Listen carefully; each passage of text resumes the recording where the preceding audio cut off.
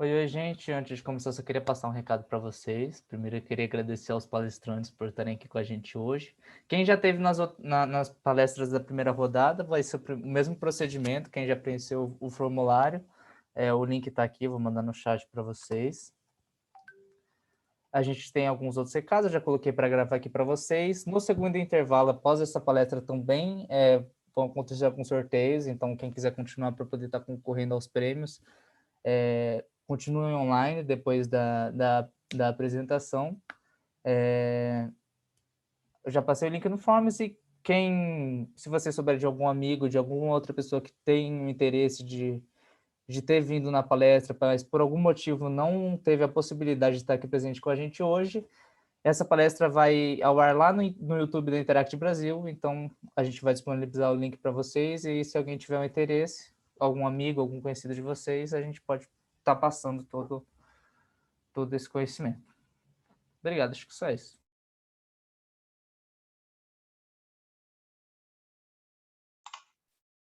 Podemos iniciar, então? Ok, então boa tarde a todos vocês. Meu nome é Loriane Eide, sou psicóloga, por isso vamos falar um pouquinho hoje dessa profissão, que é uma das profissões que eu escolhi, que eu amo muito. E eu estou aqui acompanhada do Diego. Boa tarde, gente. Eu gostaria de agradecer pelo convite. Eu sou psicólogo também, e a gente vai falar sobre essa área maravilhosa, que é o estudo da mente. Então, hoje nós vamos fazer um bate-papo com vocês a respeito de psicologia. Então, eu e o Diego, nós dois somos psicólogos, mas nós fizemos faculdades diferentes, em realidades diferentes. Eu fiz a faculdade particular com bolsa e Diego fez a faculdade pública. E também nós trabalhamos em áreas diferentes, com abordagens diferentes. Então, a gente vai trazer bastante conhecimento com relação à nossa vivência para vocês. Estou vendo que todos vocês estão com a câmera desligada, então só quero saber se vocês estão vivos por aí. Então, se vocês estão nos ouvindo, levantem as mãos, ao menos quem não conseguir ligar a câmera, ou quem conseguir ligar a câmera, por favor, queremos ver rostos para que a gente possa interagir mais. Já que vamos falar de psicologia, de emoção, de pessoas, nós queremos ver pessoas, gente. Ó, já aqui, obrigado, Elisa, por abrir a câmera. Estou vendo Clara também, Vioto, Caroline, até para que a gente saiba como é que tá os rostinhos de vocês. Se vocês estão concordando, se vocês estão discordando, se vocês estão curtindo, se vocês não estão curtindo aí. Né? Eu sou rotaractiana do Rotaract Clube de Rio Negro, aqui do Distrito 4730. Entre outros cargos, já fui presidente fundadora do clube, secretária, tesoureira, diretora de projetos. Já tive cargos a nível distrital também. Sou atual diretora do CNO de Rotaract e estarei como representante distrital aqui do Distrito 4730, no ano rotário 21-22. Diego também é rotaractiano. Eu faço parte do clube de Rotaract Clube de Rio Negro. Eu estou começando a minha trajetória agora no Rotaract e vai ser um prazer falar um pouco da minha experiência para vocês. E nós temos mais uma coisa para falar para vocês que provavelmente vocês já devem ter sacado, né? Nós estamos aqui palestrando para vocês juntos, de ladinho aqui. Então, além de ser psicólogo, nós também somos um casal. E estamos com frio também, porque aqui em Curitiba está frio pra caramba. Então, isso aqui não é para aparecer, é uma sobrevivência e tal.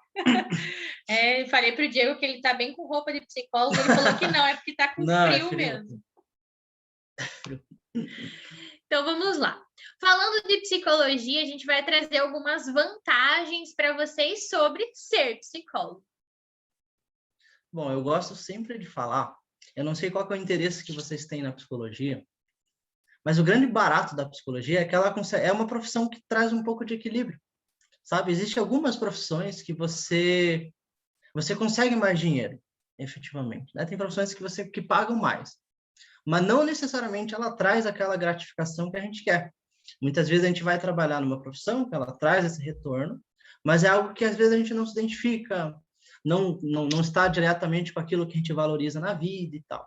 A psicologia, ela está no meio termo, ela traz uma condição financeira muito boa, se você for uma pessoa dedicada, se você estudar e realmente se dedicar ao processo, você consegue ganhar, a média do psicólogo clínico é em torno de 5 mil. Eu gosto sempre de falar, porque é um salário bacana, e ele tem a possibilidade de aumentar, né? Porque a gente tem essa flexibilidade de trabalhar no consultório, a gente pode ganhar mais, a gente pode ganhar menos, a gente pode trabalhar num lugar fixo, pode trabalhar no consultório.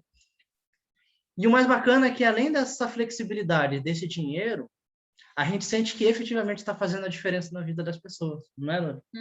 Com certeza. E se você poder ajudar alguém, gente, é uma sensação de satisfação muito grande.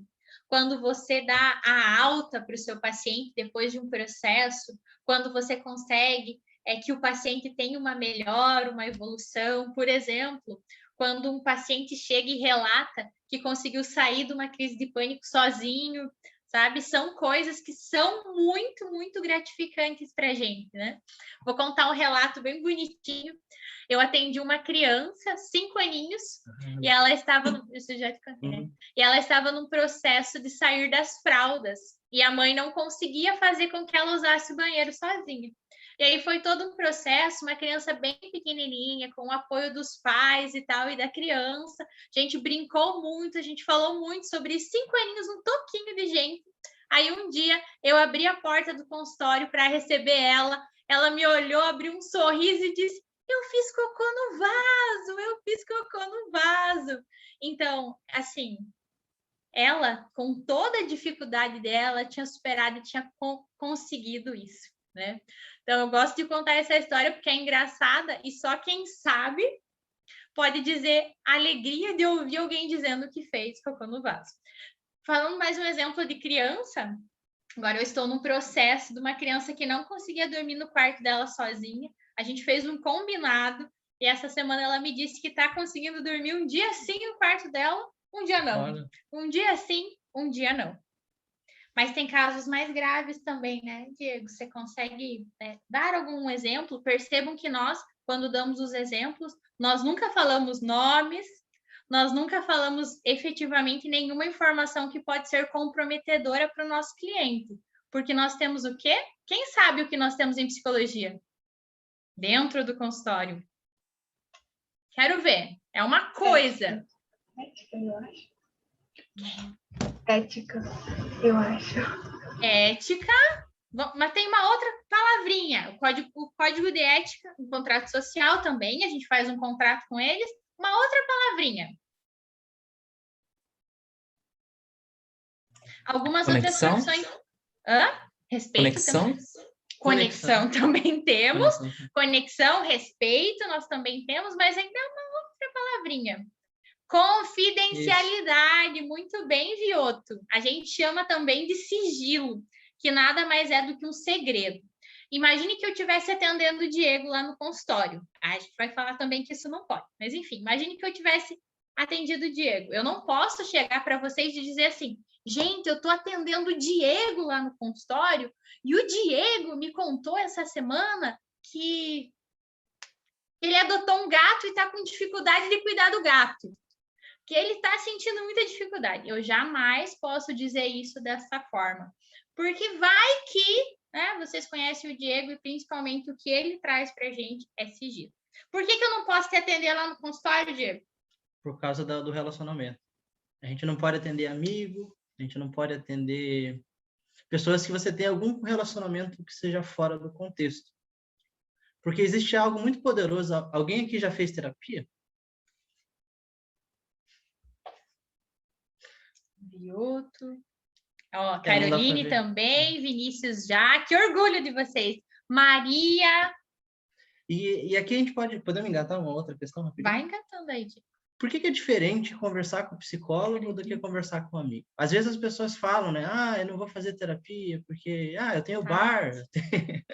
Um exemplo ruim, desculpa. Mas tem eu posso... Música, tem eu música posso, que tem diz música, isso, né? Isso. É a psicoterapinga, né? Isso. Psicoterapinga tem uma música que fala sobre isso. É eu tenho meus amigos, eu tenho minha família e tal, mas qual que é o ponto-chave que faz com que a conversa com o terapeuta faça valer a pena? Alguém tem ideia? Alguém que fez, gostaria de comentar essa diferença? O que você sente de diferente? Eles ainda estão mais tímidos, Henrique, depois a gente te dá umas dicas de onde Uma você pode... imparcialidade? Isso, acho que esse é o grande barato da terapia, você conseguir compartilhar aquilo que você está sentindo com uma pessoa que é desconhecida. Isso talvez seja um pouco estranho para quem nunca tenha feito terapia, mas ali é um local que você não vai ser julgado. E isso parece bobo, mas faz toda a diferença. Principalmente quando a pessoa está passando por um sofrimento muito intenso. Muitas vezes a pessoa está ali na situação e não tem absolutamente ninguém que consiga entender o que ela está passando. E quando ela consegue encontrar alguém que efetivamente consegue se colocar no lugar dela, e aí vem a questão da conexão. Porque quando você está ali com o paciente, é uma situação, não sei se você sente isso, existe alguns momentos ali que a conexão ela é tão grande que você passa a sentir algumas coisas que a pessoa está trazendo para você. E o barato é que, ao mesmo tempo que a pessoa vai crescendo, é como se você estivesse nos bastidores, germinando bem para o mundo, né? Não é isso? Não é mais ou menos isso? Você está realmente transformando, talvez não algo muito grandioso, mas está transformando as pessoas que vão transformar o mundo. Então, ela é a profissão que traz essa renda, esse equilíbrio financeiro para a gente, é gratificando para a gente, porque a gente passa a se conhecer melhor, a gente passa a melhorar os nossos relacionamentos, até a nossa própria qualidade no trabalho, né? Digamos que a gente exerça outras profissões. E, acima de tudo, a gente sente que o paciente está crescendo. Eu tenho uma história, a gente já vai entrar nas áreas da psicologia, mas eu faço avaliação neuropsicológica, e eu peguei uma criança que tinha sido adotada e ela estava com 12 anos. Era uma menininha bem pequenininha, assim, com óculos, bem bonitinha ela. E o pai dela era super casca-grossa, sabe? O pai levar a menina para terapia foi um longo processo de dificuldade de aprendizagem. A menina não aprendia, ela não conseguia aprender. E o pai achava que era frescura. Não, isso é frescura. E descia o sarrafo nela. A menina apanhava muito, tadinha. Então, quando ela chegou para avaliação, eu fiz todo o processo com os testes, né, psicológicos que nós temos, e eu consegui mostrar, por exemplo, que ela não enxergava de um dos olhos, que os pais não tinham percebido isso. Além disso, a gente descobriu que ela tinha uma limitação cognitiva, né? Ela tinha um leve rebaixamento ali de inteligência e um problema de dificuldade de atenção. Então, quando eu mostrei aquele teste para o pai ficou branco, assim, foi muito incrível, assim, que ele tinha um amor muito grande por ela, né? Mas ele tinha toda a certeza do mundo que era porque era corpo mole, que preguiça. Então, quando eu falei aquilo, foi uma experiência única, não sei explicar o que aconteceu, né? Mas eu senti que o meu trabalho conseguiu salvar, de certa forma, o futuro da menina. Porque quando eu falei para aquilo, o pai congelou e começou a chorar. Imagina, assim, aquele cara casca grossa, começou a chorar de arrependimento do mal que ele estava fazendo para a criança. Mal não porque ele era perverso ou alguma coisa, mas porque ele não tinha o conhecimento necessário para efetivamente ajudar aquela criança. E assim, ela tinha 12 anos, né, Diego? Imagine o que você livrou ela de passar no decorrer da vida, tanto de falta de compreensão quanto de recurso para ajudar ela dentro desse processo. E com laudo, só para terminar a ideia, ela não tinha o conhecimento para passar. Esse é o drama de muita gente hoje, né? Que a escola está querendo passar as crianças sem que elas tenham aprendido. Então, com o laudo, eu consegui comprovar ali na rede pública que ela precisava ficar mais um ano. Porque esse conhecimento que ela não teve naquele ano, sem aquele recurso dos professores, sem que os professores entendessem o que ela tinha efetivamente, ela ia passar batido e aquele conhecimento ia passar. E pode ser que ela tivesse implicações para o resto da vida dela por ela ter passado esse ano, né? Porque o conhecimento, você precisa de conhecimentos prévios para você conseguir seguir, né? Então, isso pode ter determinado completamente o futuro da vida dela.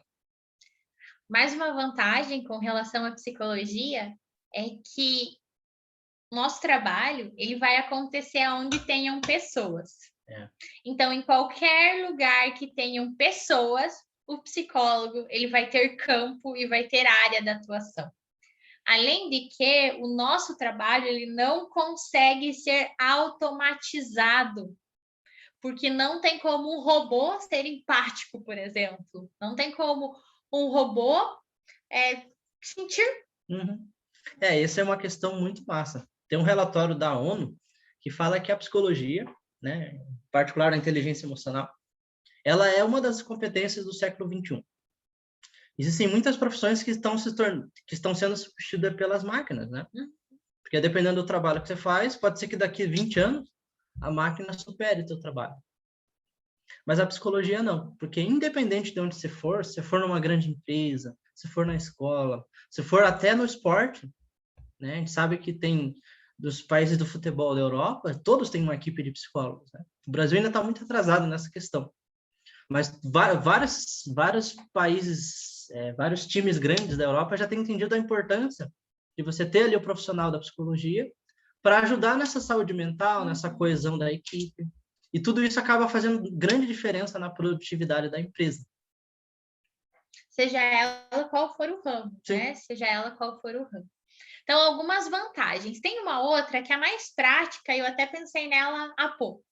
Dentro da psicologia, nós temos um conselho regulador, que é o Conselho Regional de Psicologia, que está associado ao Conselho Federal de Psicologia.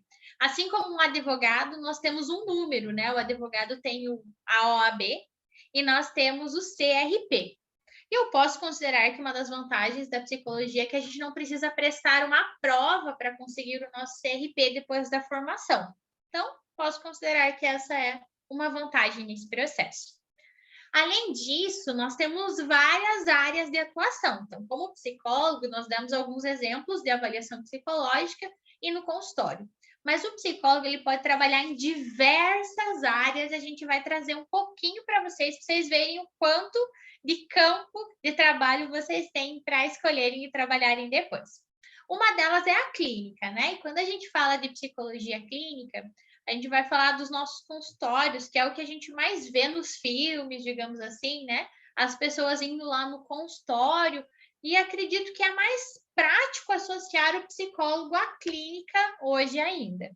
Então, eu atendo na clínica desde que me formei, então me formei em 2016, eu já tenho 5 anos na clínica. E você, Diego, quanto tempo você tem? 7 anos. 7 anos de clínica. Então, a gente já tem uma grande experiência aí nessa questão. Uma das vantagens da clínica é que a gente consegue organizar os horários conforme a gente quer. Né? Então, diferente de uma empresa que você tem um horário marcado para começar, que você começa às 8, vai até às 6, ou então começa em horários diversos, nós, como psicólogos, podemos fazer nosso próprio horário. Então, tem dias em que eu não atendo pela manhã, tem dias que eu não atendo à tarde, tem dias que eu não atendo à noite, tem dias que no meio do dia eu posso ir tomar um café. Então, o horário ele é bem flexível e diferente também, né? O que é interessante falar é que agora que a sociedade já aceita mais o atendimento online, foi uma revolução de paradigma. Porque, por exemplo, acho que você também faz, né? Eu atendo gente de Minas Gerais, Paranaguá, eu atendi uma moça de Portugal, eu atendi um cara por um tempo da Nova Zelândia. Então, esse é um mercado gigantesco, né? Porque a gente vê que lá na faculdade que eu trabalho, por exemplo, o curso de psicologia é o segundo curso mais concorrido. E a pandemia deixou muito claro, assim, as pessoas começaram a quebrar esse preconceito de fazer terapia. E muita gente começou a entender o como é importante, né? Porque quanto mais você conhece de você, melhor você consegue fazer escolhas que são alinhadas com o que você quer. Imagina, às vezes a gente passa a vida inteira sem ter clareza daquilo que a gente quer. A gente passa perseguindo os objetivos que a sociedade quer que a gente persiga. Mas, e no fundo, quem é? Quem sou eu? Quem é o Diego? Quem é a Loriana? O que eu realmente quero? O que é realmente importante para mim? O que realmente é meu, o que não é dos meus pais, o que não é da sociedade que está me impondo, o que realmente é meu. Né? Sobre o atendimento online, é importante a gente lembrar que ele era proibido pelo nosso conselho até a pandemia. Aí, quando começou... Não era proibido. Ele era proibido. Ele era regularizado. Ele Não era pra... Ele tinha várias restrições. Estamos tendo discordâncias. Ele tinha várias restrições, mas ele já estava começando a ser regularizado. Agora, mas ele não era tão prático como agora. Agora você pode ir lá só fazer um cadastro lá e já pode começar a fazer atendimentos online, né? Sendo eles de qualquer lugar do Brasil, desde que você seja, assim, do Brasil, do mundo, desde que você seja psicólogo e tenha o seu registro. outra possibilidade. Se você tem o domínio do inglês, por exemplo. Ou de outras línguas, tipo, por exemplo, o espanhol. Exatamente. Sem esse limite de tempo e espaço, você pode focar num nicho, né? A Lori, por exemplo, foca na oratória. Eu foco na questão de atendimento de homens, da neuropsicologia e de técnica de estudo, por exemplo. E você pode oferecer seu trabalho para qualquer pessoa do mundo. Isso que é o mais incrível dessas últimas mudanças que aconteceram nos últimos anos. Os psicólogos, eles também podem trabalhar no treinamento de habilidades, né, de vários tipos. Então, vocês vão ver psicólogos trabalhando dentro das empresas ou então fora delas, no treinamento e desenvolvimento de habilidades, como, por exemplo, uma das que eu foco é treinamento e desenvolvimento da comunicação por meio da oratória, né? Mas tem várias outras aí também. Também pode trabalhar na docência, né, Diego? Dando aula. A gente pode, por exemplo, se vocês tiverem interesse em dar aula, se vocês gostarem bastante de estudar ou da própria pesquisa, um caminho bacana é a docência, que você vai ter contato com estudantes, né? Você aumenta, de certa forma, o quanto que você é conhecido naquela área, você passa a ser reconhecido com o tempo, e é bacana que você ganha para você melhorar as suas habilidades, né? Que é estudando. Então, quanto mais você estuda, com o tempo, o profissional que está focado nessa questão de estudo, ele acaba se destacando com o tempo. Né? Com certeza. Aí nós temos também a psicologia do trânsito. Nós temos uma pergunta ali. Então, responda. Bacana, legal. O que um psicólogo que se especializou em neuropsicologia faz? Ótimo. Para responder essa pergunta, eu vou começar falando da minha história. Quando eu tinha a idade de vocês, eu estava numa dúvida tremenda, assim, absurda, para escolher qual curso que eu ia fazer, sabe? Eu pensei em economia, administração, fiz trabalho de orientação profissional e nada. No fundo, eu acho que eu queria fazer psicologia, sabe? Só que na época, aquele contexto que eu vivia tinha muito preconceito ainda. Era um núcleo bem masculino, assim, e o pessoal tirava sarro e tal. E eu ficava assim, putz, não, será que é isso? Meus amigos falavam, né? Poxa, você vai ficar o dia inteiro ouvindo louco, nada a ver e tal. E eu falei, cara, mas eu gosto. Eu gosto de saber como a mente funciona, eu gosto, tipo, divertidamente. Eu gosto de imaginar o que as pessoas estão pensando. Eu gosto do Lie to Me, vocês já assistiram essa série? Lie to Me. No fundo, eu acho que todo psicólogo quer ser aquele cara capaz de saber se as pessoas estão mentindo ou não. Eu gostava. E, além disso, eu gostava muito do cérebro.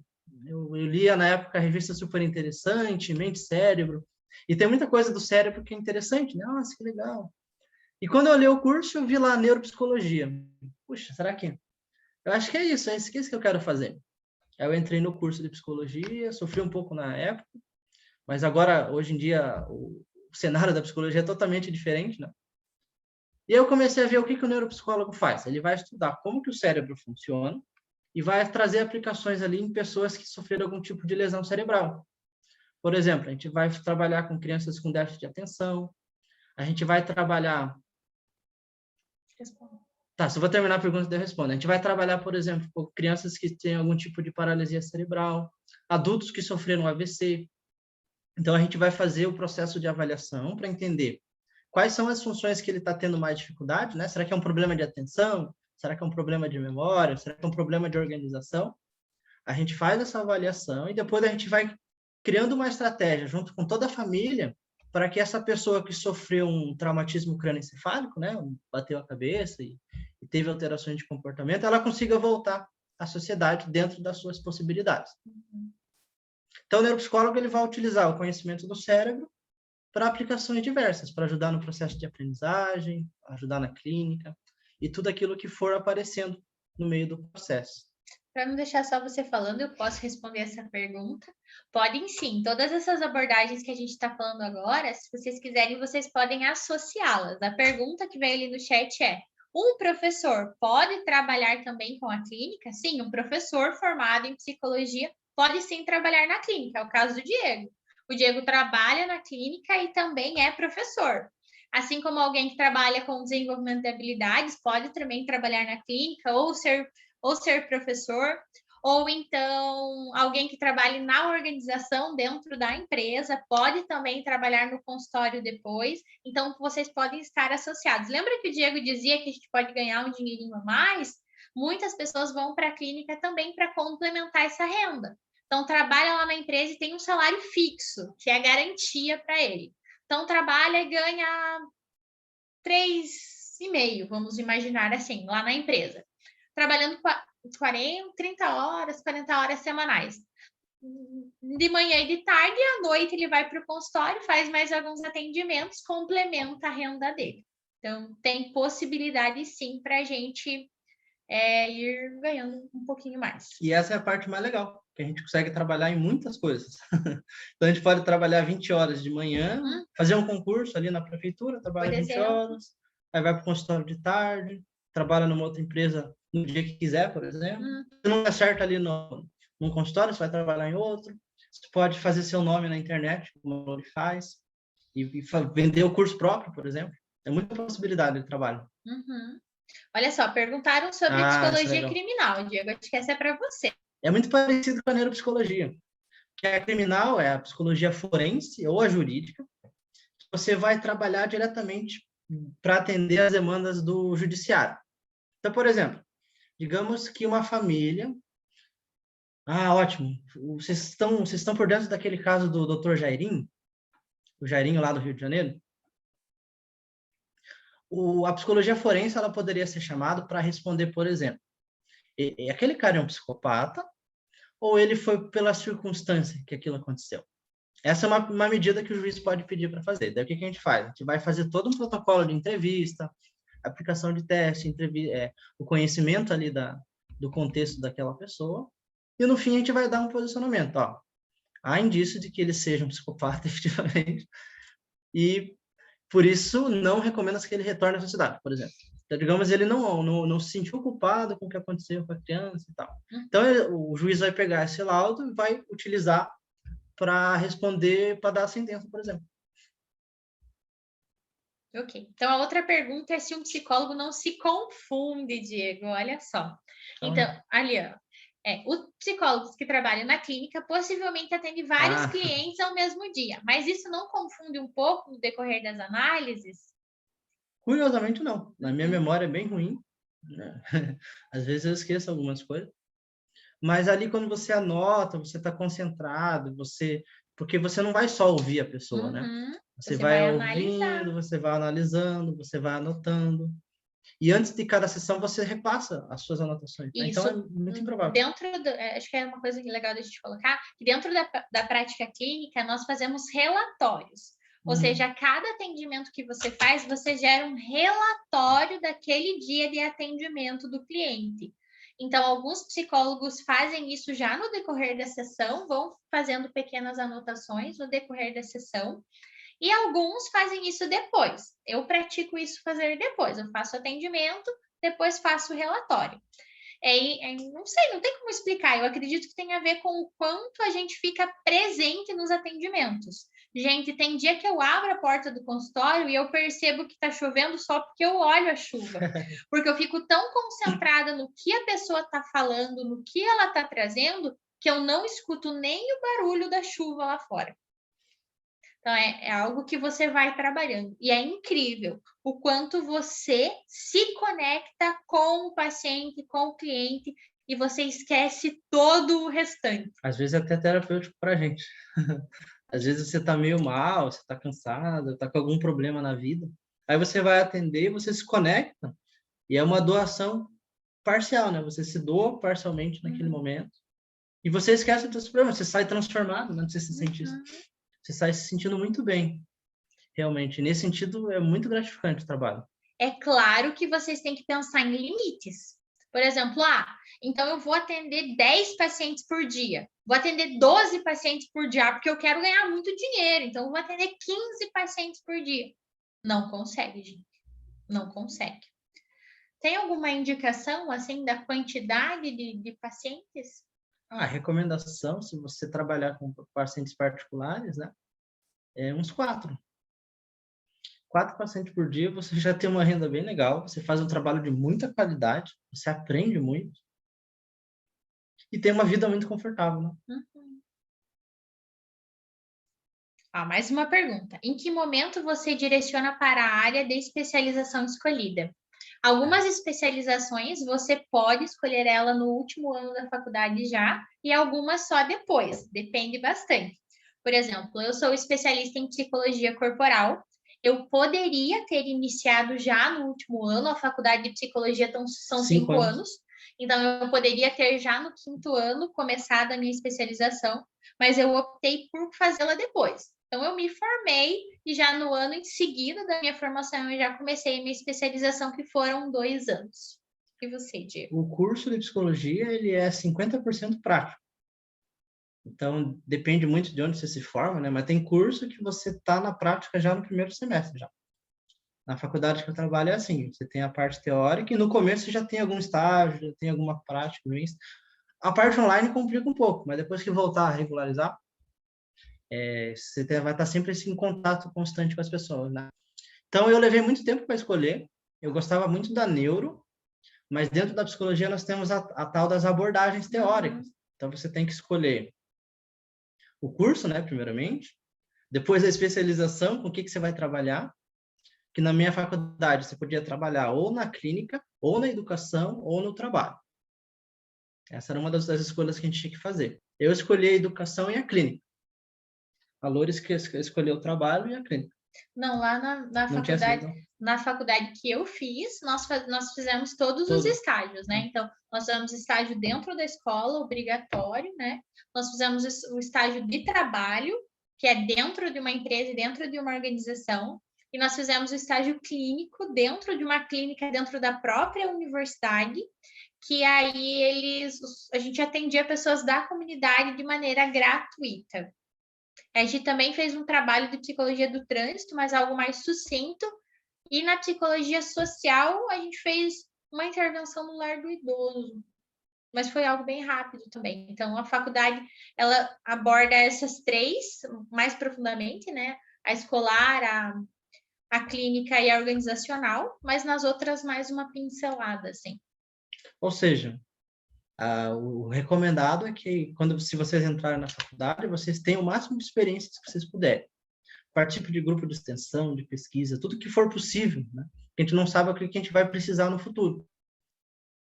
E aí o caminho, quanto mais experiências vocês tiverem, mais fácil ou menos sofrido vai ser para vocês escolherem aquilo que vocês querem. Às vezes a gente precisa ter experiência daquilo que a gente não quer para poder definir aquilo que a gente quer.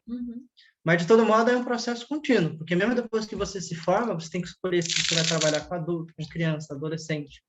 Você tem que escolher se você vai focar num transtorno específico, se você vai focar em treinamento de pessoas, você vai trabalhar na psicologia do esporte, é bem interessante, né? E também você não precisa escolher só uma especialização, né? Diego, agora, depois de um tempo, está fazendo a segunda formação dele em algo bem diferente da primeira, né, Diego? Sim. Então, me formei 5 anos, eu fiz um mestrado junto com a especialização em neuropsicologia, e agora eu estou fazendo uma outra especialização na parte clínica, que é uma das abordagens lá da terapia do esquema. E aí fizeram uma pergunta se a faculdade onde a gente está influencia muito na escolha da nossa abordagem. E eu vou dizer que sim, bastante. Por quê? Porque conforme o ambiente que você está e o quanto você tem tanto referência de profissionais, como, por exemplo, lá na minha faculdade, a terapia sistêmica, ela é muito forte. Porque os 2 principais professores, que é a coordenadora do núcleo e tal, são dessa abordagem e são muito bons. Então, as pessoas têm bastante como referência. A psicologia sistêmica, a TCC, que é a terapia cognitivo-comportamental, e a terapia humanista. São as 3 que são mais fortes lá na faculdade onde eu estudei. E aí, nós tivemos uma pincelada só, um semestre só de todas as outras abordagens, e foi aí que eu me conectei com a psicologia corporal.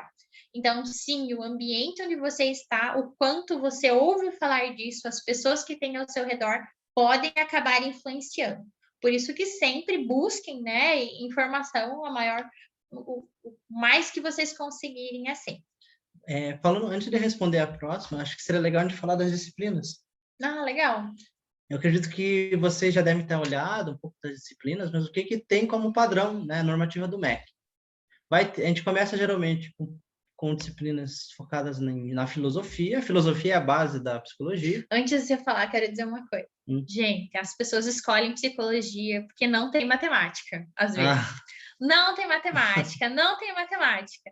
Aí, na faculdade que eu fiz, você chegava lá no primeiro semestre que você tinha estatística, matemática, porque a gente precisava aprender a questão da estatística até por causa dos testes, né? A aplicação dos testes precisa ter esse conhecimento básico, assim, de estatística, mas é básico. Básico. Então, assim, não se assustem se vocês chegarem lá e tiver uma estatística dando sopa por ali. É algo que vocês precisam passar que vai ser importante para vocês. Então, não desistam por causa de uma estatística e nem de testes psicométricos. É só uma parte do curso. É mais difícil testes psicométricos. Então, começa com a filosofia, tem um pouco de história. Na minha faculdade, discutia-se muito sobre política. Aí depois você entra na psicologia. Tem português, umas matérias mais básicas, assim, no começo. Metodologia de pesquisa. Metodologia de pesquisa para fazer os TCCs, os trabalhos da faculdade. E a partir do terceiro período, né, terceira fase, dependendo de onde vocês são, aí coisa começa a entrar na parte prática, daí é legal. Entrar nessa parte de você começa a ter contato com as pessoas, né? E dos estágios também. Por isso que eu falo, acho que o perfil de pessoas que se dão bem na psicologia, que gostam, se identificam, são aquelas que gostam, que são curiosas sobre o funcionamento da mente. Pessoas comunicativas se dão muito bem. O que mais? Pessoas que gostam de interagir com as pessoas, né? Pessoas que se sentem bem, como é que pode dizer? Se sentem bem propiciando bem para as outras pessoas. Se sentem bem fazendo bem. É um pouco redundante, mas é isso. Só para focar a parte do bem do curso. A próxima pergunta que fizeram, que é muito curiosa, tem a ver com o psicológico do profissional da psicologia. E isso, gente, gera muita curiosidade. Eu faço dança também, eu sou aluna de dança. E aí eu estava saindo da dança semana passada e a minha coreógrafa falou: eu quero te fazer uma pergunta, Lori. Você me responde? Falei, claro, por que não, né? Você tem psicólogo? Você tem uma psicóloga também? Porque como é que faz, né? Você fica o dia inteiro escutando, né, as outras pessoas falar as coisas difíceis da vida delas. E sim, gente, é muito recomendado que um psicólogo tenha também o seu psicólogo. Por quê? Tanto para trabalhar com as suas questões pessoais, porque acima de tudo nós somos humanos, nós também temos problemas, nós também temos dificuldade e nós precisamos de ajuda para lidar com isso, para que isso não acabe se misturando com aquilo que vem do cliente. Então, eu faço terapia já desde o penúltimo ano da faculdade e vou continuar fazendo por muito tempo, porque faz muito, muito bem. Fala de você. Eu já estou na quarta terapeuta, diferente da Lori, eu gosto de mudar. Porque sempre que vem uma pessoa nova, é uma outra leitura, às vezes a motivação é maior, né? E eu talvez seja um pouco desapegado nesse sentido. Eu tive o mesmo psicólogo por, muitos anos. Uns 7 anos eu tive o mesmo psicólogo e eu só troquei esse ano porque o horário dele não batia mais com a minha agenda, mas foi um processo difícil para mim trocar de psicólogo. Então, vocês estão percebendo como cada um também vai tendo uma característica sua, né? Tanto como profissional, como também como paciente, né? Eu acho que, para mim, falando da minha história, o curso me agregou pela transformação que eu tive em mim. Porque quando você se conhece, é impressionante. O quanto que a psicologia te dá a chave para mudança, né? Ela te dá a chave para você mudar aquilo que parecia impossível para mim na época. Por exemplo, eu para falar em público, eu tinha muita dificuldade, né? Era um sofrimento, né? Realmente um dos maiores desafios da minha vida, assim. E estudar e fazer terapia permitiu que eu conseguisse atingir meu objetivo, que é poder transmitir minhas ideias, ter o contato com os alunos. E a docência é o local que eu realmente me encontrei. no meu processo profissional. Então, só para responder a pergunta ali, que eu achei muito legal, do Metaforando. Vocês já viram esse canal? Então, eu vou sugerir, para quem não conhece, dá uma olhada no Metaforando. E vou sugerir uma série também, que é a série Lie to Me. Acho que ele saiu do Netflix. Vou escrever aqui. Lie to Me. Essa série é fantástica porque há um exagero, né, claro, mas ela é baseada num trabalho real, que é o trabalho das microexpressões faciais. Então, essa é uma possibilidade de trabalho. Existe um trabalho dentro da psicologia que você se especializa nessa leitura das expressões não verbais, e isso pode ser importante na parte forense, em tudo na vida praticamente, né? Então, é uma parte muito difícil da psicologia. Sim, então não é fácil, respondendo ali se é fácil, não é fácil. Não é nem um pouco fácil, mas é uma possibilidade de trabalho também. Outra questão que a gente pode... Outra área do trabalho é a psicologia do esporte. Eu sempre falo, não sei se vocês acompanham futebol, que a grande carência do Neymar, por exemplo, é justamente a incapacidade de inteligência emocional. E eu posso afirmar com toda certeza que se ele tivesse feito... Lógico que lá na Europa ele deve ter, né? Mas se ele não tivesse sido tão mimado pela imprensa local, se tivesse esse acompanhamento desde cedo, ele com certeza já teria sido o melhor do mundo, ele já teria ido muito mais longe do que ele efetivamente conseguiu. E é dentro dessa linha que trabalha a psicologia do esporte. Ela vai... Boa parte do esportista de alto rendimento, ele precisa de uma alta motivação. E a motivação está diretamente associada à inteligência emocional, que é a área que a Lori fala bastante. Então, você tem que ter o profissional que vai ajudar a pessoa a ter foco. A pessoa tem que ter foco, ela tem que ter até um foco assim, meio desumano, para ela conseguir aguentar aquela carga de trabalho. E aí estamos nós, como possibilidade de trabalho com esses profissionais. E também, né, gente, a inteligência emocional trata muito essa nossa capacidade de gerenciar o que a gente está sentindo. Então, ó, em alguns momentos a gente pode dizer o quanto o Neymar deixou subir a cabeça, né? Então, ele sentiu algumas coisas e não conseguiu gerenciar isso de maneira que fosse saudável e positiva para ele mesmo. E isso acabou atrapalhando ele em muitas situações. Vamos falar da nossa própria seleção brasileira, né? 2014. O quanto faltou inteligência emocional para lidar com a situação. Estavam aqui, Copa em casa, somos os melhores do mundo no futebol, isso aqui é nosso. Olha o que foi nosso naquela situação, né? Então, veja, gente, o quanto é importante a gente saber lidar, tanto com uma frustração de perder um jogo, porque faz parte do processo, não vai ter um time, um jogador, não, nem deve existir isso, que ganhe sempre, né? Vai ter um momento em que vai levar um gol, que vai perder, que vai fazer alguma coisa que não vai ser tão bom assim lá para a classificação do clube, e ele precisa saber lidar com isso, né? Precisa trabalhar isso para não se desesperar, né? Nós temos a pergunta da Vitória em relação à psicopedagogia. Dá para falar um pouquinho com relação também à psicologia escolar. Vamos juntar. A psicopedagogia não necessariamente é um psicólogo. Pode ser um pedagogo que fez a especialização na psicopedagogia. O psicólogo escolar, ele trabalha tanto nesse contexto de trazer a criança para o consultório para ajudar, mas o grande trunfo do psicólogo escolar é que ele trabalha na escola. E aí entramos em outra questão. Você, para ser psicólogo, você não precisa trabalhar na clínica. A clínica é só uma das possibilidades. Tem muitos psicólogos... Como a gente está falando de várias outras. Né? E o trabalho escolar é muito bacana também. Você está lá em contato com as crianças, com os professores, você tem colegas de trabalho. E você pode mesclar as duas coisas. Você pode trabalhar 20 horas numa escola, de noite trabalhar no consultório, você pode trabalhar 20 horas na escola, pode fazer uma especialização em psicopedagogia, ou ter outra profissão, né?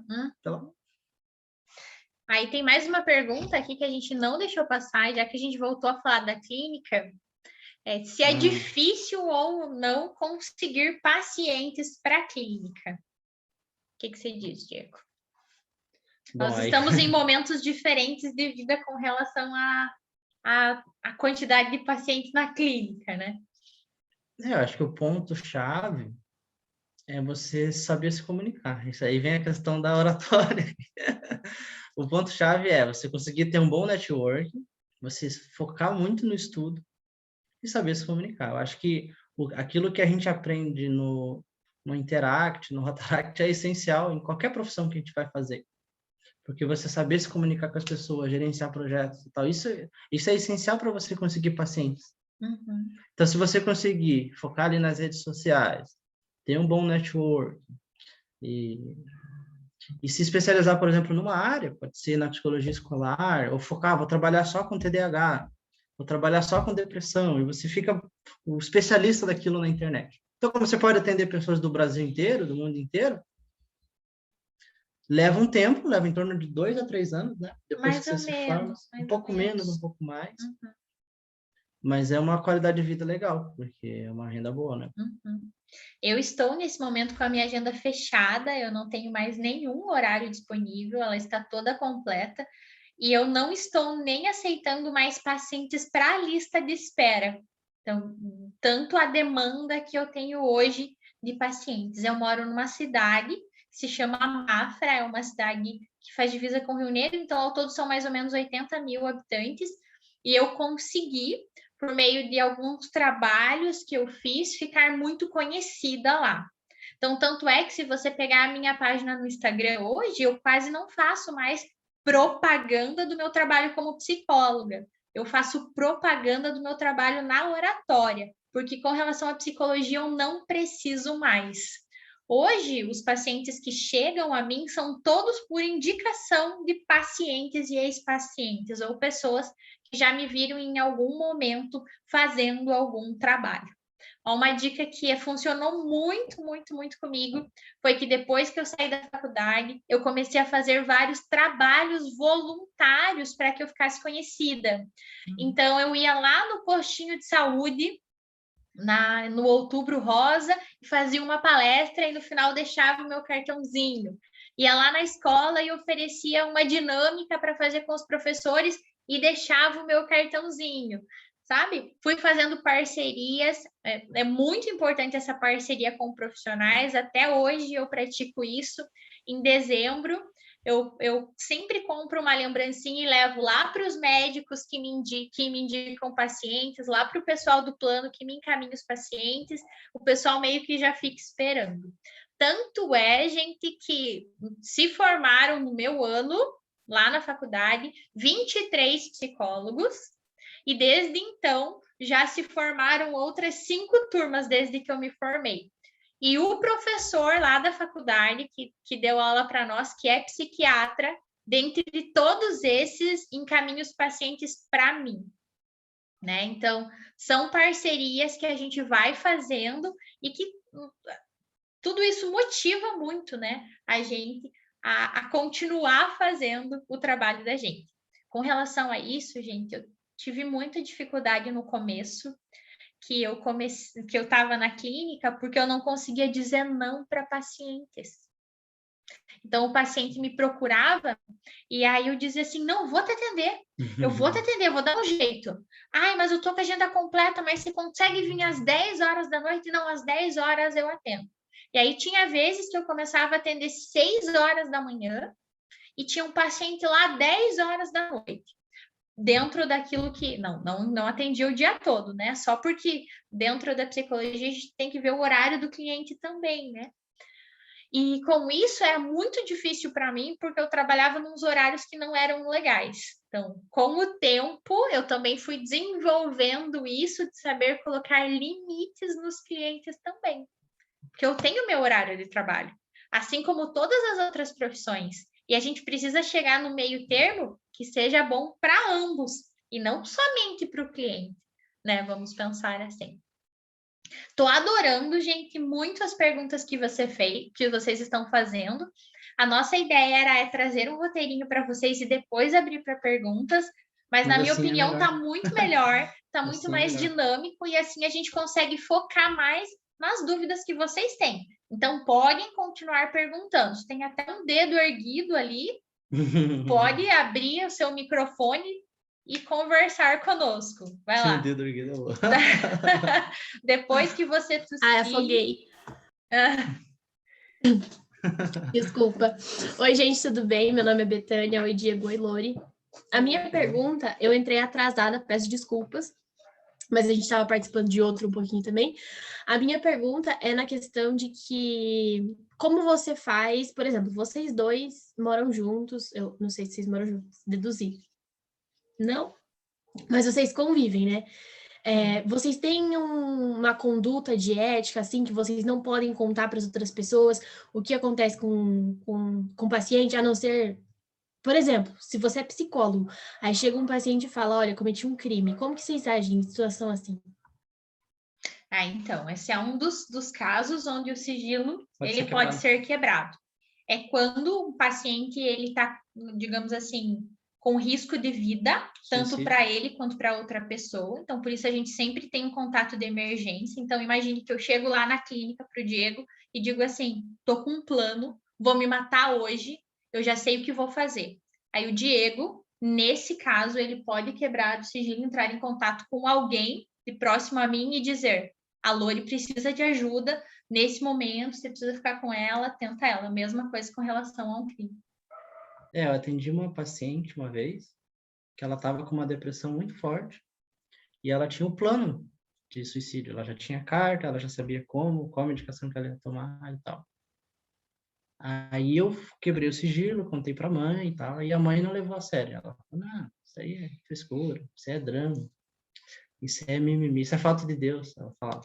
Ai, gente, muito difícil. Aí eu, puxa vida, no começo de carreira, né, daí eu falei, meu Deus do céu, daí eu liguei no Conselho Federal e pedi orientações e tal, daí eles falaram para tentar em contato com mais outra pessoa, daí eu fui falar com o pastor da igreja dela, e ele também, não, isso aí a gente vai orar por ela e tal, nada. Daí eu, puxa, o que eu faço, né? Daí eu fiz uma carta, entreguei para a mãe para ela assumir a responsabilidade. Isso. E isso é muito difícil, porque, pensa... Tem um limite, a gente não pode ir lá... Eu não podia fazer mais que isso. Você não pode ir lá e ficar do lado do paciente. Você não pode acompanhar ele, você não pode... É difícil. E veja como é emocionante, né? Porque, lógico, que tinha esse risco e tal. E nesse período apareceu um ex-namorado, que a gente brinca que era um agente de Deus. É, porque o Deus estava presente nessa história. E daí ele conseguiu entrar em contato com ela, e ela desistiu, e eles estão casados até hoje. Olha só. E a sensação de, poxa, eu estava ali, né? Eu, de certa forma, ajudei, impedi que ela fizesse mal para a vida dela. Uhum. Eu sou um ser humano com muitas falhas, com muito sofrimento e angústia, mas, de algum modo, eu consegui ajudar uma vida. Acho que esse é o ponto que faz valer a pena, né? Uhum. A pergunta da Caroline. Respondeu, Betânia? Respondeu, obrigada. Posso fazer a minha segunda pergunta ou vocês respondem a Carol primeiro? Pode, já que você abriu o microfone, desde do chat a gente vai respondendo aí. Vai lá. Ah, tá bom, desculpa. E nessa questão ainda do sigilo, né? Essa história que o Diego contou, meu Deus, deve ter sido muito tenso. Vocês não podem atender familiares e nem amigos, né? Como que isso funciona? Tipo, vocês falam, não posso? É tipo isso? Tipo isso. A gente faz o seguinte, né? A gente diz, eu não posso atender você pela proximidade que nós temos, porque senão o nosso julgamento, ele acaba estando envolvido. Confunde as eu sempre digo assim, não posso atender minhas amigas, senão quando elas estiverem fazendo o relato, eu vou dizer, ei, mas eu tava lá, eu tava fazendo isso aí com você. Foi por isso que você mentiu para mim? Poxa, não era assim que aconteceu. Então, é justamente isso que não pode acontecer. Por isso que é diferente o trabalho do psicólogo com o trabalho do amigo, exatamente. Que o amigo também, ele faz parte de uma rede social, que o apoio é muito importante também do amigo. Mas é outro. O amigo é aquele que vai dizer, aquela pessoa é uma vaca mesmo. Vamos todos contra a pessoa. O amigo dá conselho. Acho que esse é outro mito que a gente ia falar. Do quanto que o conselho é que nem aquela frase. Mas se eu fosse você, eu ia lá e fazia isso. Mas é uma frase que um psicólogo nunca vai fazer. Porque quando a gente dá conselho, a gente está falando da nossa experiência. Né? Um conselho raso, às vezes, é até violento. Porque às vezes a pessoa está trazendo o sofrimento dela e a gente fala, por que você não faz isso? Imagina. Um exemplo meu, né? Eu já tive várias crises de insônia. E às vezes eu falava para os amigos, poxa, eu não estou conseguindo dormir e tal. Daí as pessoas falavam, mas por que você não faz uma caminhadinha para relaxar? Aí tem gente que falava, nossa, mas eu durmo tão bem. Você fala, poxa, que legal, obrigado. Massa. É isso. Ajudou nada, mas tudo bem. Ela não conseguiu entender a dor que estava ali, né? E o psicólogo, a gente é todo preparado para realmente entender a dor da pessoa. É só fechar o olho, é só parar de pensar. É só virar pro lado e dormir, tão Vira fácil. pro lado e dorme. Então, Entendi, obrigada, gente. Aí o que a gente faz nessa situação, Betânia? A gente encaminha, porque nós temos outros colegas que são psicólogos, né? Então a gente faz o encaminhamento. Eu posso dizer assim, um relato. O meu pai, há uns 3 anos atrás, ele sofreu de estresse pós-traumático. Ele sofreu um acidente de trânsito, um ônibus bateu no carro dele, arrancou metade do carro, assim. Ele ficou bem fisicamente, mas psicologicamente ele ficou, assim, arrasado. Foi horrível, né? Foi muito horrível. E aí uma das minhas melhores amigas, né, uma das pessoas que foram dentro da psicologia, né, uma mentora, vamos dizer assim, inclusive eu comecei a atender lá no consultório com ela, fez o atendimento do meu paizinho, sou muito grata a ela por isso. E olha que interessante, na Páscoa agora eu estava na casa dos meus pais e o meu pai disse uma frase dela. Segundo a minha psicóloga, ela disse que a gente não pode sofrer pelos outros. E eu falei, uau, pai, isso aí, muito bem. Olha quanto tempo depois, né? Meu sobrinho também está em atendimento psicológico com outra psicóloga, né? Sempre pessoas que a gente indica, porque eles vêm até a gente para pedir orientação. Certo, muito obrigada. Não, de nada. Nada, acho. A pergunta da Carol é uma pergunta legal. Os atendimentos online são muito diferentes dos presenciais? Essa foi a grande surpresa. Acho que quando a gente começou, a gente falou, todo mundo vai tinha, dar certo. Isso aí vai dar todo errado. mundo tinha o pensamento assim, ai, cara, nada a ver, vou esperar acabar a pandemia, tá acabando já, né? Vou ficar aí, são 15 dias só. Depois, são só 40 dias e tal. Aí depois a gente teve que atender. E é curioso que se a internet... o único problema é a internet conexão. É um problema, Mas a imaginação humana é tão legal que às vezes a conexão ela é tão forte quanto se fosse presencial. A gente não pode abraçar, não pode fazer, né? Às vezes, no momento de necessidade, um abraço às vezes é muito importante. Mas tirando isso, para mim, né, não influencia. Eu, como paciente, prefiro online. Eu tenho tido os mesmos resultados dos trabalhos online quanto os presenciais. E eu tive pacientes que eu comecei a atender online e que optaram por vir presencial depois, como eu tive pacientes que estavam presencial, depois foram para o online, como eu tenho pacientes que eu atendo só online. E todos eles têm dado, assim, resultados dentro da realidade de cada um, né? Mas tem tido resultados positivos. E a minha maior surpresa foi num dos primeiros atendimentos que eu estava fazendo, quando o paciente chorou. E eu achei que isso não ia acontecer no online. Eu pensei assim, vamos fazer o trabalho aí, né? Mas não, a pessoa chora, se emociona, consegue sentir, sabe? E a gente também. A gente também. Então, é muito, muito, muito bom também. Eu estou fazendo terapia agora online e para mim é tão bom quanto. E ainda tem algumas vantagens, como, por exemplo, eu posso fazer terapia com meu gatinho no colo. E são coisas... Tem uma cliente que eu atendo, gente, é incrível. Ela tem vários gatos, ela tem 4 gatos dentro da casa. E aí não tem uma terapia que um gato não passe na frente, assim, do celular. Se não tiver um gato, algo deu errado na terapia daquele dia. Então, são coisas, gente, que acabam até deixando a pessoa mais confortável para se abrir, para falar. E quando a gente vê a casa de alguém, ela fala muito da pessoa, né? Eu já identifiquei depressão pelo contexto do quarto da pessoa. Ela falava que não, nada a ver, tá tudo bem, tá tudo bem. Daí eu via, tudo sonhado atrás. Eu falei, nossa, você não era assim, né? Você não era... Antes da pandemia, não, você falava que você era organizado e tal, o que tá acontecendo? Aí eu fui falar com a mãe, realmente, tava começando vários sinais de depressão, assim. Só vou responder, antes de responder ali que está com o dedo levantado de novo, só um pouquinho. Ó, fizeram essa pergunta só para a gente responder. Pode chorar durante atendimento psicológico, Diego? Você permite que os seus pacientes chorem durante o atendimento? Ah, sim, com certeza. Não tem como, não tem como proibir, né? Mas acho que a pergunta foi no sentido da gente. A gente? A gente? Deixa eu ver. Sim, algum Carol. cliente que vocês se emocionaram no meio da sessão. Ah, entendi. A Lori, com certeza, né, Lori? Por quê? Mas eu também. Eu também sou mais assim, mas às vezes a gente entra, né? Uhum. É incrível a conexão que você cria. Você entra, você chora, você fica bravo, você torce para a pessoa, você fica feliz com as alegrias dela. Tá? Então é muito intenso, não? Porque Mesmo online. o vínculo ele é forte. O que não acontece é que a gente não entra em desespero, né? Isso. Então tem paciente que chora compulsivamente dentro da sessão. A gente não chega nisso. Mas o olho água, com certeza, a gente fica feliz.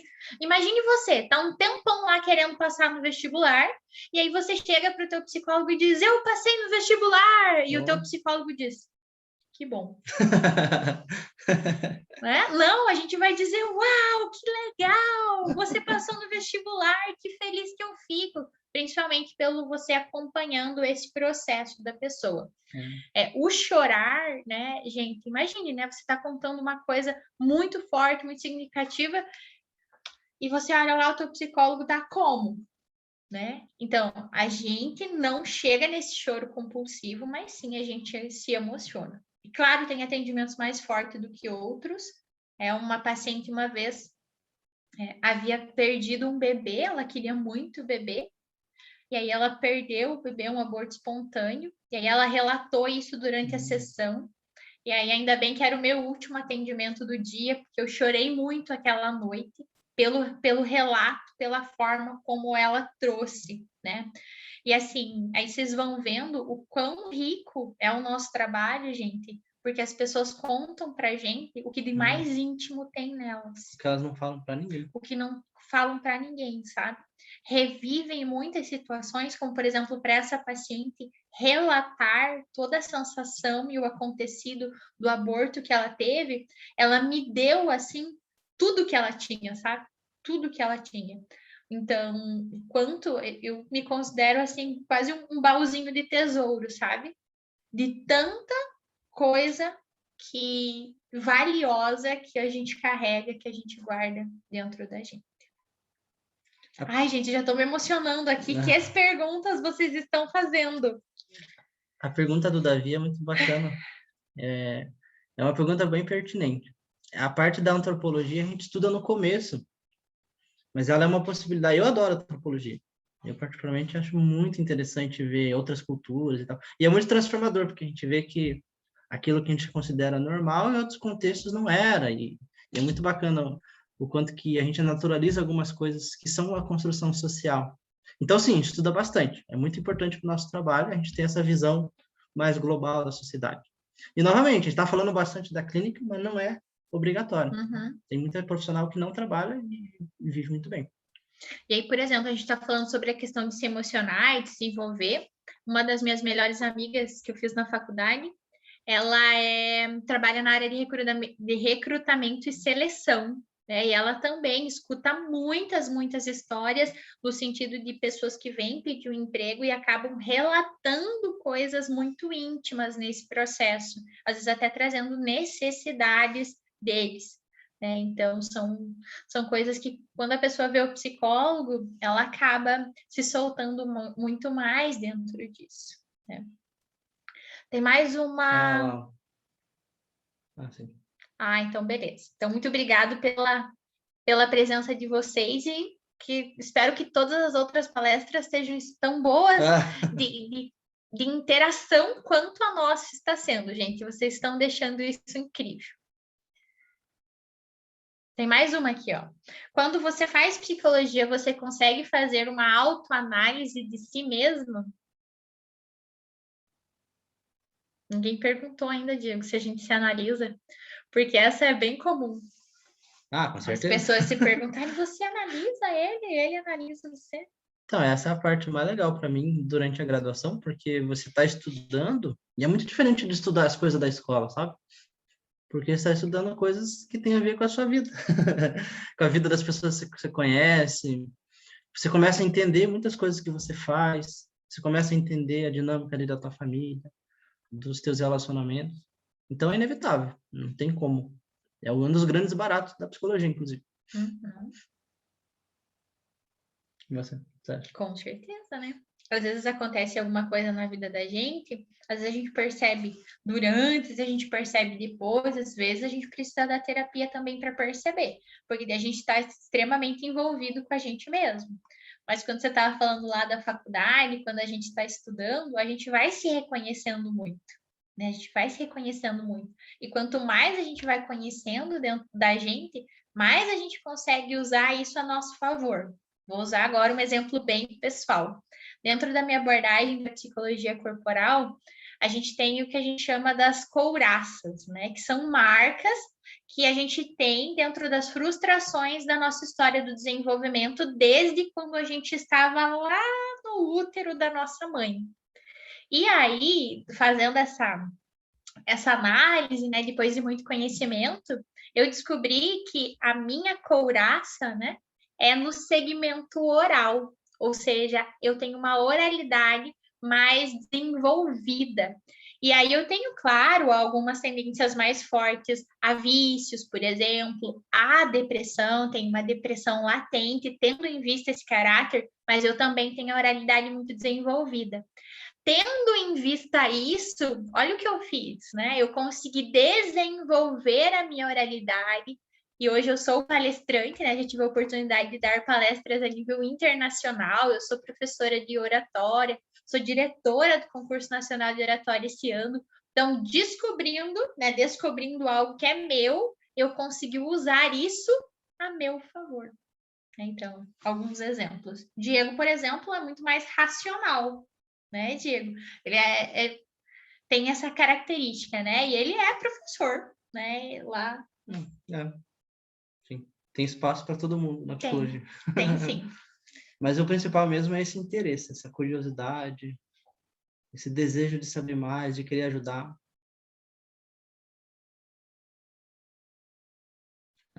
Boa. Pergunta do Henrique, ó.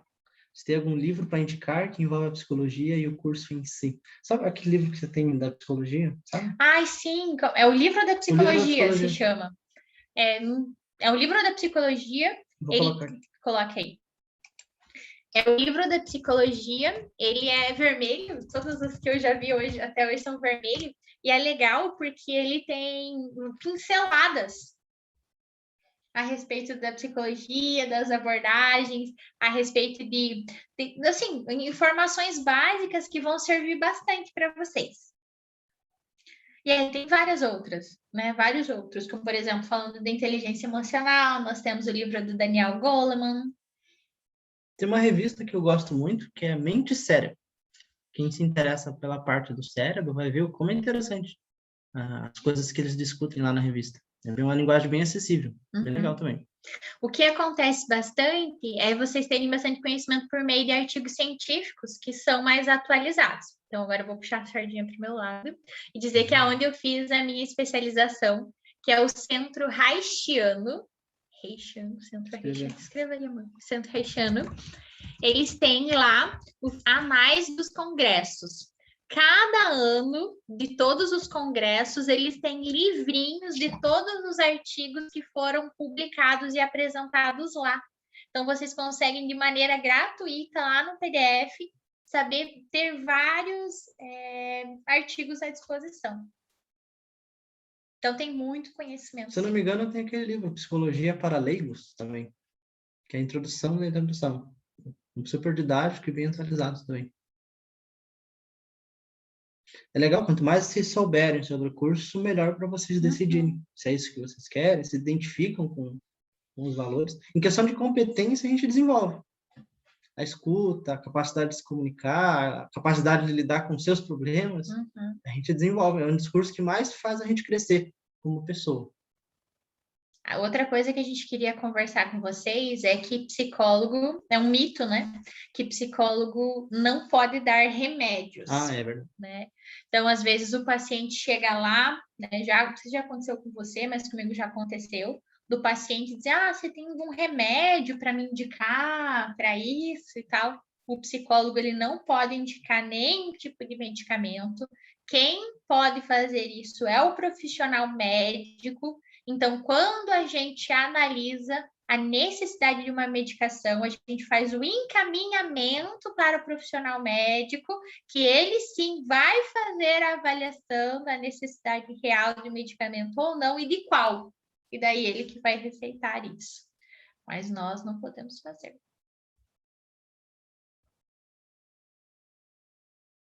Mais alguma pergunta, pessoal? Aí também, a gente não lê mentes. É. Queria deixar isso claro, que a gente não lê mentes. Eu costumo dizer que fiquei esperando chegar minha bola de cristal depois da formação. Até hoje, ela não chegou. Aí fiz a especialização, não ganhei bola de cristal também. Então, não, psicólogo não lê mentes. Tem mais perguntas? Em que momento vocês encaminham para algum psiquiatra? Que é de cada caso, né? Depende do caso.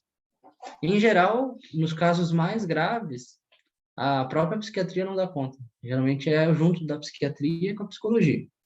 E aí a gente vai tendo feeling com o tempo, é difícil dizer. Geralmente quando é algo recorrente, que você sente que não está dando certo ali na terapia, e às vezes o medicamento é o que dá a base, né? Por exemplo, o TDAH. Um TDAH muito grave, você pode ser o melhor psicólogo do mundo, mas é uma questão neurobiológica, então ela precisa da medicação para focar pelo menos por um tempo. Quando a gente está falando de ansiedade, quando a gente está falando de depressão, por exemplo, às vezes a pessoa vai precisar de um composto que vai ajudar ela biologicamente também, porque o remédio faz isso, né? Ele atua no teu corpo. Às vezes você precisa disso para ajudar o processo, porque dependendo do grau, né, da depressão, por exemplo, só a fala, a análise não vai ser suficiente. Esse é um ponto bacana. Algumas pessoas dividem, né? Se é um problema de ordem biológica, eu mando para o psiquiatra. Se for outro de fada da psicologia, eu mando para o psicólogo. Mas quando a gente conhece, né, dentro da neurociência, quando você pega ali os exames de neuroimagem, você vê que a cura pela fala, como o Freud falava, ela transforma o cérebro. Tem várias evidências mostrando, por exemplo, na insônia, a terapia ela é tão eficaz, às vezes até superior do que a medicação. Na depressão, idem.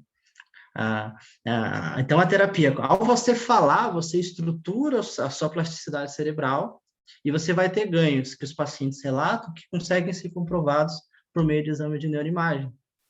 Então, esse é o poder da fala. Então, por isso que essa parceria, e a gente vai respondendo já outra pergunta, de como é ministrada essa relação entre o psicólogo e o psiquiatra, é tão importante, porque a gente consegue ajudar o paciente dentro dessa parceria em vários aspectos, vamos dizer assim. E aí, o tratamento ele consegue ser tanto mais efetivo, quanto às vezes até mais rápido, quando se tem essa junção. Sim, né? Sim.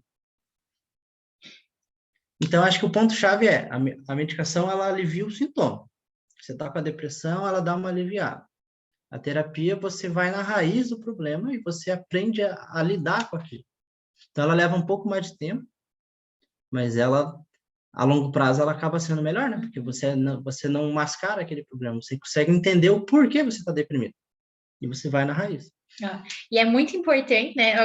Trazendo um relato agora de um outro caso, uma paciente que eu atendo já há 2 anos e meio e eu dei alta para ela recentemente, acho que faz umas 3 semanas, e ela chegou com crise de pânico, ela já estava fazendo uso da medicação, assim, uma dose elevadíssima de medicação, e aí quando eu dei alta para ela agora, ela tanto ganhou alta da terapia, quanto já tinha feito o processo de desmame dos medicamentos. Então, quando ela chegou, ela fazia atendimento 2 vezes por semana e tinha uma dose muito alta de medicação. 2 anos e meio depois, ela conseguiu tanto viver sem mim, porque esse é o propósito da terapia, que você vá conseguindo ajudar, né, ou auxiliar, vou trazer essa palavra aqui, o paciente, o cliente, a se conhecer, a lidar com as próprias coisas de uma forma que ele não precise mais de você. que ele não precise da terapia para lidar com isso, porque ele já criou mecanismos próprios de reconhecer e lidar com as coisas. Então, vejam como esse processo, ele também vai sendo junto, né? Ganhou alta da terapia e já estava no desmame da medicação. Dá muito orgulho, né, gente? Porra, imagina. Ai, gente, Essa é muita pergunta vergonha. é ótima. Qual? Dá para ser psicólogo sendo tímido? Dá para ser psicólogo sendo tímido, Diego? Então, essa era a minha questão, né? Ao longo de todo o curso. Poxa, mas como é que eu vou atender uma pessoa? Caramba. Mas daí, com o tempo, você se desenvolve. É impressionante. Eu era extremamente tímido. E, Muita gente, dificuldade. E assim, eu digo para vocês que tem sessões onde a gente fala bem pouquinho Sim. também. Mas isso que é legal. Ó. A psicologia, como eu falei, ela não necessariamente ela vai dar a mudança, mas ela te dá a chave, né? E a chave para essa mudança é o autoconhecimento. Então, quanto mais você sabe, você vai entender o que causa essa timidez, o que está por trás disso. E você vai, com o tempo, você vai sentindo, você vai se, né, tomando o rumo da sua própria vida. Então, dá para ser tímido. Então, muita gente vai fazer psicologia porque sofreu muito tempo, né? E o grande segredo, e eu me incluo dentro dessa, é você transformar todo aquele sofrimento como a grande força que você tem. Porque se você já passou por aquilo e conseguiu superar, você entende aquilo não apenas intelectualmente, você entende como pessoa, é a empatia real, né? Você sabe como é. E às vezes você pode usar isso a seu favor para melhorar a sua qualidade como profissional clínico. Então, ser tímido não necessariamente um problema. Depende do que você vai fazer com isso. E isso pode ser o teu charme, entende? Às vezes você é mais fechado, né? Eu pensava assim, como é que eu vou ser professor se eu sou fechado, se eu sou tímido? Mas eu coloco o meu jeito e as pessoas gostam, né? Quando você consegue desenvolver a capacidade de gostar de quem você realmente é, a coisa vai, isso é impressionante. E essa é uma das coisas que o curso e a terapia pessoal pode propiciar para a gente. Uhum. E você não era tímida, né? Não. Por isso que eu disse para o Diego responder essa, porque ele sabe responder melhor, né? Eu já sou mais extrovertida desde sempre, né? Essa é uma característica minha. E aí a postura muda muito quando você está com uma psicóloga, isso é bem interessante. Eu sou professora também, né? Dou palestra, como eu estou conversando com vocês agora. E aí, quando você está lá dando aula, quando você está palestrando, você fala mais alto. Quando você vai para a clínica, gente, é um trabalho diferente. É uma postura diferente. É o ouvir muito mais do que o falar. É o falar numa velocidade mais baixa, num tom mais baixo. É bem diferente. Você também dá aula e é psicólogo. Então, é algo muito mais acolhedor, por assim dizer. A pessoa, na maior parte das vezes, é necessária ir a um psiquiatra e ela também vai ter o acompanhamento de um psicólogo. Isso. Infelizmente, nem todos os psiquiatras ainda fazem o encaminhamento para o psicólogo, né? Essa é uma realidade que a gente tem, que nem sempre isso acontece, né, Diego? Ainda se tem muito preconceito, ainda, né? O quanto que o autodiagnóstico prejudica no trabalho do psicólogo? O autodiagnóstico do paciente que já chega com o diagnóstico dele? O diagnóstico do Google? Acontece bastante. Muito. Mas daí a gente vai construindo com ele. Vamos ver, vamos construir. Tal. E às vezes ele tem razão. É curioso. Mas muitas vezes não. Daí você vai construindo com a pessoa. Uhum. O risco é você fazer o autodiagnóstico sem consultar o profissional. Isso é um risco. E daí Isso é bem arriscado. E você grudar nesse rótulo, né? E ficar levando ele para a vida toda, então. Então, na dúvida, mesmo que esteja muito claro, busque o profissional. Isso é quase slogan de propaganda. Né? Na dúvida, busque um psicólogo. E de preferência. Não. Como acontece na alta de um paciente? Minha psicóloga me deu alta, mas eu não quis. Continuei fazendo. Né, Luli? Eu sempre digo assim, só porque eu faço terapia sempre. É porque assim, gente, às vezes a necessidade do cliente ter um acompanhamento psicológico. E às vezes é uma escolha dele. Sabe? Então, às vezes é uma escolha. Por exemplo, E tem um paciente também que ele vai uma vez por mês lá no consultório, ele já tem a possibilidade da alta, só que ele falou que ele quer ir lá, porque lá é o lugar onde ele pode falar de tudo que ele quer. Só que ele não fica mais indo toda semana, como dentro do processo.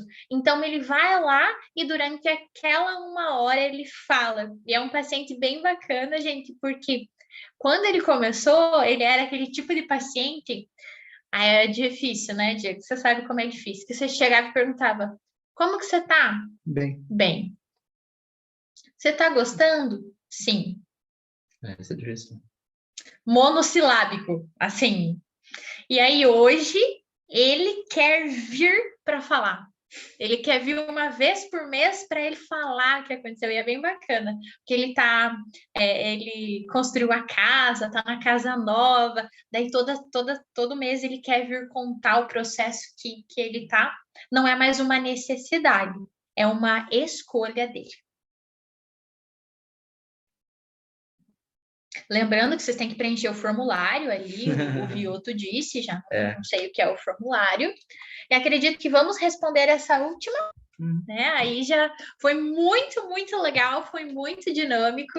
E agora, antes de responder a última pergunta, já dizendo que foi muito, muito legal para mim estar hoje, que é o Dia do Trabalho, o Dia do Trabalhador, falando sobre psicologia. Então, a Interact Brasil me deu um presente muito lindo hoje, né? Nesse dia, poder falar. Eu sou apaixonada mesmo pela minha profissão.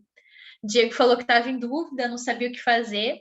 Eu fiz vestibular para matemática junto com psicologia, então ou eu ia ser psicóloga ou eu ia fazer matemática. Minha mãe me fez fazer economia junto, para eu ter certeza. E aí eu escolhi fazer psicologia, nem me matriculei em matemática, passei nos 2 cursos. E hoje eu vejo quão acertada foi a minha escolha, né? Pelas coisas que a gente sente, pelo que a gente gosta, porque é um trabalho muito contínuo. A gente não para de estudar, a gente não para de encontrar casos onde a gente, eita, preciso rever um pouquinho o conteúdo sobre isso, porque é muita coisa, né? A mente humana é capaz de muitas coisas. E aí, última pergunta então. Não, só um adendo rápido. Tá bom. Para quem é curioso e gosta dessas questões mais complexas, né? Quem gosta de filme que trata dessa questão da doença mental, é uma oportunidade muito boa, porque você vai ter contato com visões de mundo muito curiosas, assim, é um negócio impressionante. A mente humana é algo, assim, que nunca vai trazer tédio, porque é sempre muitas coisas. As pessoas são muito diferentes, né? E é muito incrível, é muito transformador.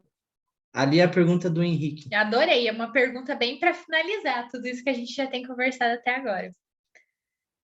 Quer ver a pergunta? E o que gerou o crescimento na busca do psicólogo? Foi a geração que mudou? Os tabus que foram extintos? Essa pergunta acho que tem muito a ver com a escolha que eu fiz lá no meu Instagram profissional. Né? No meu Instagram profissional eu falo bastante com a questão dos homens. Né? Acho que o lema principal é terapia é coisa de homem, sim. Porque ainda é um tabu. Uhum. Mas esse tabu está mudando. Né? Na minha época, entrou 80 pessoas e eram 8 homens.